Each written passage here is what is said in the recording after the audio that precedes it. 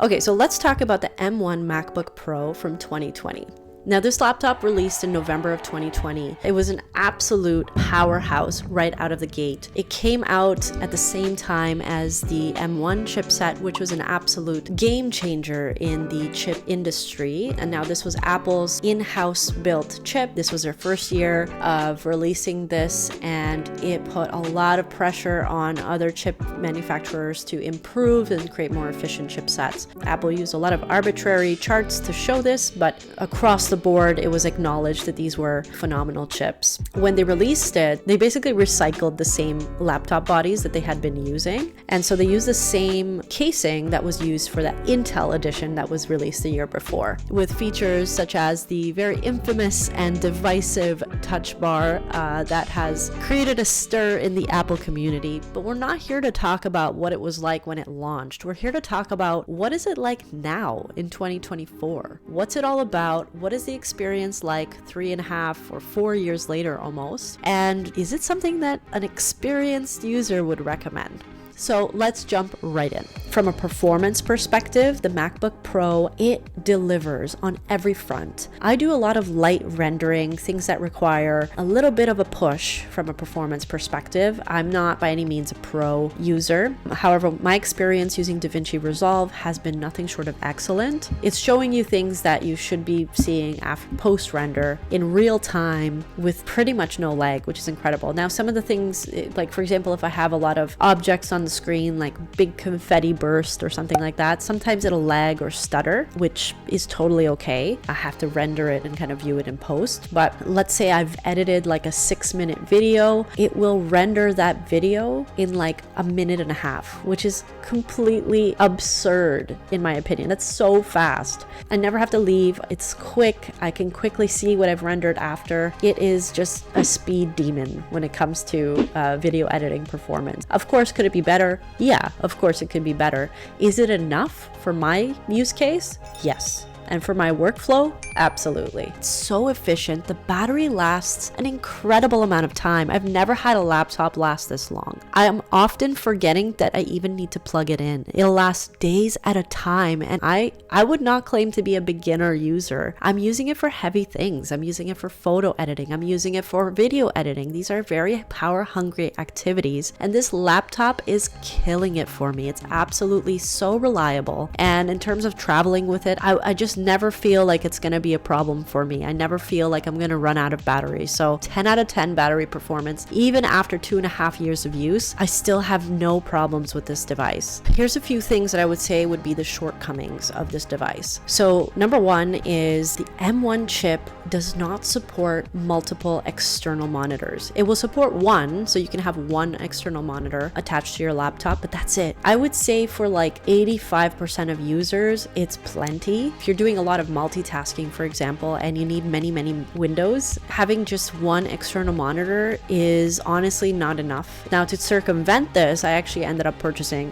this bad boy right here. It's a 34-inch ultra widescreen Alienware monitor, which has been the best. I use it for work. I use it for video editing, the colors, the contrast ratio, all those beautiful things. It's a great device. I'll have to do a video on that another time, but it is super wide, so I'm able to accomplish those things. But not everybody is going to spend, upwards of $1,300 on an external monitor just to, circumvent this issue of only being able to use one. So that to me is a thumbs down.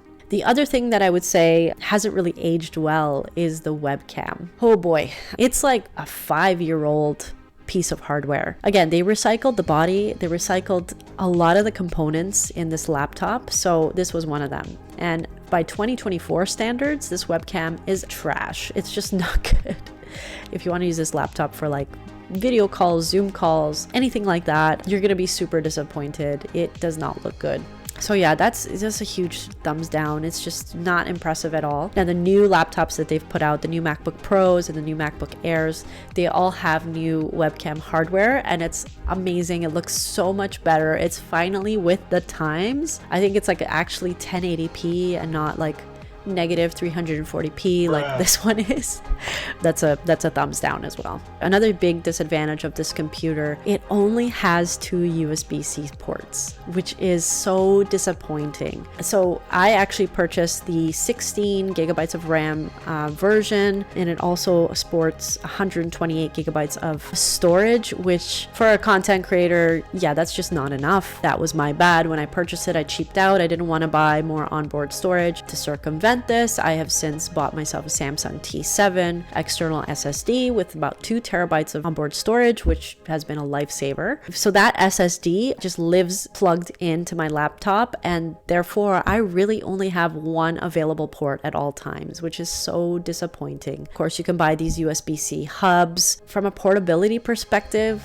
you have to have this dongle that's constantly on your laptop. It's just not pretty. It's not ideal. It takes away from the portability of the laptop, and it's just not a great user experience. That to me is a huge thumbs down. Now, in terms of this laptop's actual screen, the laptop's actual screen is really beautiful. It has very vibrant colors. The blacks are quite dark. It's not an OLED screen, but it performs really well. It has a really, I think it's called True Tone, so it adapts to the lighting conditions. It really sports a very warm color tone, so if that's kind of what you like, then this is definitely a very impressive screen. By 2024 standards, I'd say the colors are still very accurate and great. The refresh rate, it's acceptable.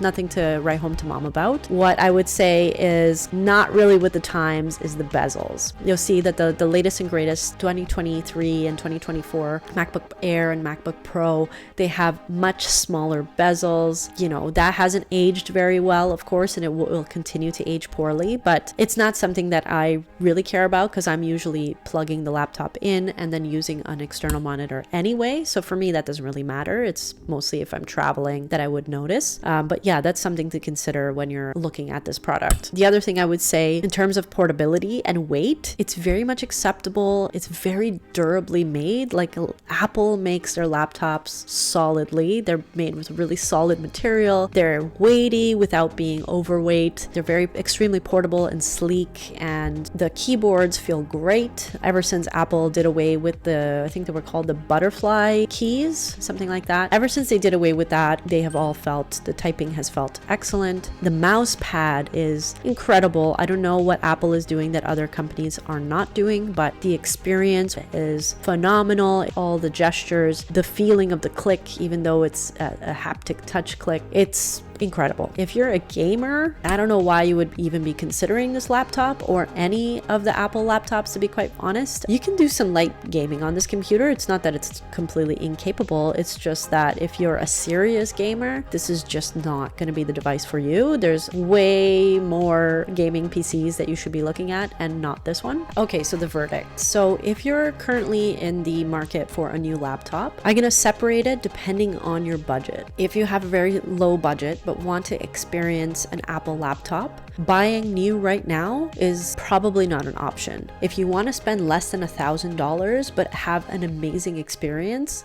this laptop will be just fine for you. Yeah, it has some shortcomings that we talked about throughout the video, but I think overall, in terms of raw performance and what it can do for you for the money, this laptop is exceptional and I highly recommend it, even in 2024. Now, if money is not an object for you, or you've been saving up for a brand new laptop so you have at least $2,000 to spend, then I would avoid buying this in 2024. Go ahead and buy the MacBook Air, or if you have a little bit more money to spend, upgrade it to the MacBook Pro. You're just going to be getting a few extra features that are much more with the times, things like smaller bezels, a better webcam, the screen has a better resolution, a better performing chip that is more efficient. Yeah, of course, I would recommend buying the latest and greatest Pro or even the Air, but overall I would say that the M1 MacBook Pro is a solid device even now in 2024. It's a device that has withstood the test of time. There's a reason that Apple Apple was able to confidently recycle this body. It's something that was tried and tested and true for so many years. You will not be disappointed by the experience that you'll have with the M1 chip.